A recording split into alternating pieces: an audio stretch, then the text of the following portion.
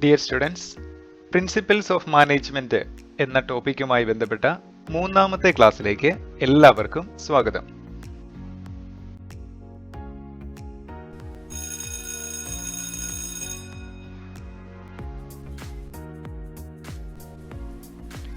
കഴിഞ്ഞ ക്ലാസ്സിൽ നമ്മൾ എന്തൊക്കെയാണ് പഠിച്ചത് എന്ന് ഓർമ്മ കാണുമല്ലോ. ഹെൻറി ഫയോളിൻ്റെ 14 പ്രിൻസിപ്പിൾസ് ഓഫ് മാനേജ്മെന്റിൽ ആദ്യത്തെ 4 എണ്ണമാണ് നമ്മൾ കഴിഞ്ഞ ക്ലാസ്സിൽ പഠിച്ചത്. ഏതൊക്കെയായിരുന്നു അതെന്ന് ഓർക്കുന്നുണ്ടോ?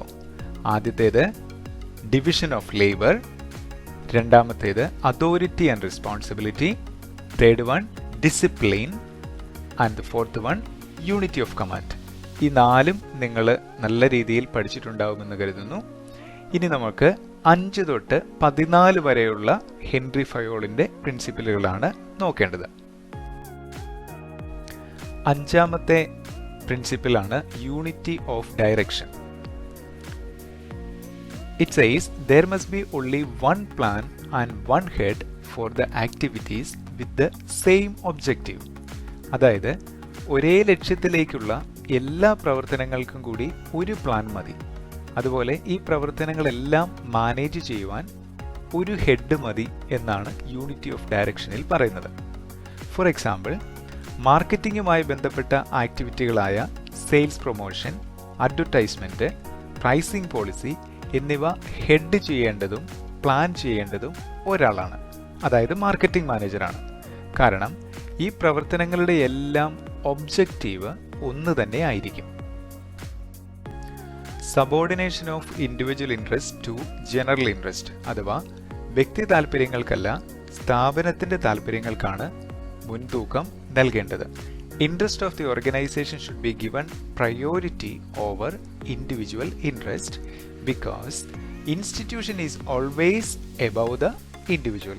So whenever managers make a choice, they should consider the impact on the organization rather than the impact on persons.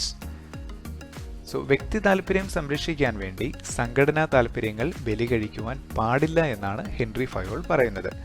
ഇപ്പൊ ജനറൽ മാനേജർക്ക് തന്റെ ബന്ധുവിനെ ഈ സ്ഥാപനത്തിൽ നിയമിച്ചാൽ കൊള്ളാമെന്നുണ്ട്, പക്ഷെ അയാൾ ഈ സ്ഥാപനത്തിന് fit അല്ലായിരിക്കാം.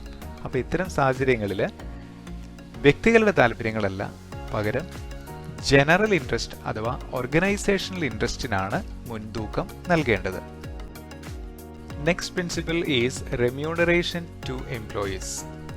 Fayol says that the wages of the employees must be fair, reasonable and equitable, and if a good salary is given to the employees, they will be happy, satisfied, and they would work hard for the organization, and so that the productivity of the organization would increase. Fair wages എന്നുകൊണ്ട് ഇവിടെ ഉദ്ദേശിക്കുന്നത് ഒരു എംപ്ലോയിക്ക് അയാളുടെ qualification അനുസരിച്ച് അയാളുടെ തസ്തിക അനുസരിച്ചുള്ള ഒരു വേതനം നൽകണം. ഇക്വിറ്റബിൾ വേജസ് എന്നതുകൊണ്ട് ഉദ്ദേശിക്കുന്നത് ഇൻഡസ്ട്രിയിലുള്ള മറ്റ് സ്ഥാപനങ്ങൾ നൽകുന്ന വേതനത്തേക്കാൾ കുറയാത്ത ഒരു വേതനം എല്ലാ എംപ്ലോയീസിനും നൽകണം എന്നാണ് ഹെൻറി ഫയോൾ പറയുന്നത്. Next principle is centralisation and decentralisation. കേന്ദ്രീകരണവും വികേന്ദ്രീകരണവും. So what is centralisation? Centralisation means the power is concentrated at the top level. The entire decision making is done at the top level. That is called centralization. Decentralization means the power to take decision is distributed among or delegated among subordinates. So subordinates also get a chance in decision making process. That is called decentralization. And Henry Fayol says there should be a proper balance between centralization and decentralization. പൂർണ്ണമായിട്ടും centralised ആയിട്ടുള്ള ഒരു സംവിധാനവും പൂർണ്ണമായിട്ടും decentralised ആയിട്ടുള്ള ഒരു സംവിധാനവും ശരിയല്ല എന്നാണ് ഹെൻറി ഫയോൾ പറയുന്നത്. ഇത് രണ്ടിനുമിടയിൽ ഒരു വ്യക്തമായ തുലനം ഉണ്ടായിരിക്കണം എന്ന് അദ്ദേഹം പറഞ്ഞു വയ്ക്കുന്നു. Okay, next one is very important. It is called scalar chain. So ഇവിടെ നമ്മൾ 2 കാര്യങ്ങൾ പഠിക്കുന്നുണ്ട്. ആദ്യത്തേത് എന്താണ് സ്കേലാർ ചെയിൻ എന്ന് പഠിക്കും, മറ്റൊന്ന് എന്താണ് ഗാങ് പ്ലാങ്ക് എന്ന് പഠിക്കും. ആദ്യം നമ്മൾ സ്കേലാർ ചെയിൻ എന്താണ് എന്നാണ് പഠിക്കാനായിട്ട് പോകുന്നത്. ശ്രദ്ധിക്കുക, Scalar chain refers to the formal chain of authority moving from top to bottom. Or in other words, it is the flow of communication between top level management and lower level employees. For example, നിങ്ങൾ ഈ ചിത്രം നോക്കുക. ഈ ചിത്രത്തിൽ A എന്ന് പറയുന്ന top level മാനേജർക്ക് അല്ലെങ്കിൽ ടോപ്പ് ലെവൽ അതോറിറ്റിക്ക് ഇ എന്ന് പറയുന്ന ജീവനക്കാരനോട് കമ്മ്യൂണിക്കേറ്റ് ചെയ്യണമെങ്കിൽ ഈ കാണുന്ന ഒരു അധികാര ശ്രേണിയിലൂടെ മാത്രമേ കമ്മ്യൂണിക്കേറ്റ് ചെയ്യാൻ സാധിക്കുന്നുള്ളൂ. തിരിച്ച് ഇക്ക് എയോട് കമ്മ്യൂണിക്കേറ്റ് ചെയ്യണമെങ്കിലും ഈ ഒരു ഫ്ലോ ഓഫ് കമ്മ്യൂണിക്കേഷൻ ഒരു ശൃംഖലയുണ്ട്. ആ ശൃംഖലയിലൂടെ മാത്രമേ ഈ കമ്മ്യൂണിക്കേഷൻ സാധ്യമാകുന്നുള്ളൂ. അതുപോലെ തന്നെ ഇത് മറ്റൊരു ഡിപ്പാർട്ട്മെൻ്റാണ്. ഈ ഡിപ്പാർട്ട്മെൻറ്റിലും ഇതുപോലെ തന്നെ ഒരു അധികാര ശ്രേണിയുണ്ട്. ആ അധികാര ശ്രേണിയിലൂടെയാണ് താഴേക്കും മുകളിലേക്കും കമ്മ്യൂണിക്കേഷൻ നടക്കുന്നത്. ഈ സംവിധാനത്തിനാണ് സ്കേലാർ ചെയിൻ എന്ന് പറയുന്നത്. Scalar chain. ഇനി നമുക്ക് ഗാങ് പ്ലാങ്ക് എന്താണെന്ന് നോക്കാം. ഈ സംവിധാനത്തിൻ്റെ ഈ സ്കേലാർ ചെയിൻ എന്ന് പറയുന്ന സംവിധാനത്തിൻ്റെ ഏറ്റവും വലിയ ഒരു പോരായ്മ എന്ന് പറയുന്നത് ഡിലേ ആണ്, കാലതാമസം. ഫോർ എക്സാമ്പിൾ, ഡി എന്ന് പറയുന്ന ആൾക്ക് ആർ എന്ന് പറയുന്ന മറ്റൊരു ഡിപ്പാർട്ട്മെൻറ്റിലുള്ള ഒരു ഉദ്യോഗസ്ഥനുമായി കമ്മ്യൂണിക്കേറ്റ് ചെയ്യണമെങ്കിൽ ഈ ശൃംഖലയിലൂടെ കടന്ന് മാത്രമേ ഈ കമ്മ്യൂണിക്കേഷൻ സാധ്യമാവുകയുള്ളൂ. ഫോർ എക്സാമ്പിൾ, ഡി ഒരു മാർക്കറ്റിംഗ് മാനേജറാണ്. അദ്ദേഹത്തിന് ഒരു പ്രൊഡക്റ്റിൻ്റെ ക്വാളിറ്റിയെ സംബന്ധിച്ച് ആർ എന്ന് പറയുന്ന പ്രൊഡക്ഷൻ മാനേജറോട് കമ്മ്യൂണിക്കേറ്റ് ചെയ്യണം. അപ്പോൾ ഈ സിസ്റ്റത്തിലൂടെ കടന്നു വരുമ്പോൾ ഇതിന് ഡിലേ ഉണ്ടാവും, കാലതാമസം ഉണ്ടാവും. അപ്പോൾ അത് ഒഴിവാക്കുന്നതിന് വേണ്ടി ഡി എന്ന് പറയുന്ന ആൾക്ക് നേരിട്ട് ആറിനോട് കമ്മ്യൂണിക്കേറ്റ് ചെയ്യാനുള്ള ഒരു സംവിധാനം ഒരുക്കി കൊടുക്കണമെന്നാണ് ഹെൻറി ഫയോൾ പറയുന്നത്. ആ സംവിധാനത്തിനാണ് ഗാങ് പ്ലാങ്ക് എന്ന് പറയുന്നത്. So what is gang plank?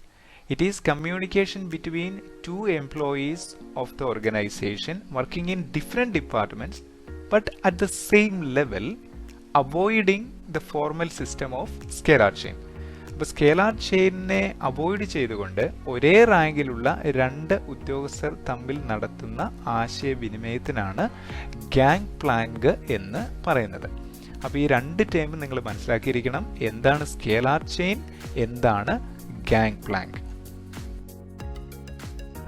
Next one is order അഥവാ ക്രമം. So what is order? Order is the proper placing of employees and materials in the organization. ഒരു സ്ഥാപനത്തിലെ സാധന സാമഗ്രികൾക്കും എംപ്ലോയീസിനും കൃത്യമായ സ്ഥാനം നൽകിയിരിക്കണം അല്ലെങ്കിൽ ക്രമം നൽകിയിരിക്കണം എന്നാണ് പറയുന്നത്. അപ്പോൾ നമുക്ക് രണ്ട് തരത്തിലുള്ള ഓർഡർ ഉണ്ടെന്ന് നമുക്ക് മനസ്സിലായി. മെറ്റീരിയൽ ഓർഡർ ഉണ്ട്, സോഷ്യൽ ഓർഡർ ഉണ്ട്. Material order means have A place for everything so that unnecessary movement of the people can be avoided. എല്ലാ സാധന സാമഗ്രികളും കൃത്യമായ സ്ഥാനങ്ങളിൽ ഉണ്ടായിരിക്കണം. മറ്റൊന്ന് right man at right job. ഇതിനാണ് സോഷ്യൽ ഓർഡർ എന്ന് പറയുന്നത്. ഇതുവഴി ഓരോ എംപ്ലോയിയുടെയും എഫിഷ്യൻസി വർദ്ധിപ്പിക്കാനായിട്ട് സാധിക്കുമെന്നാണ് പറയുന്നത്.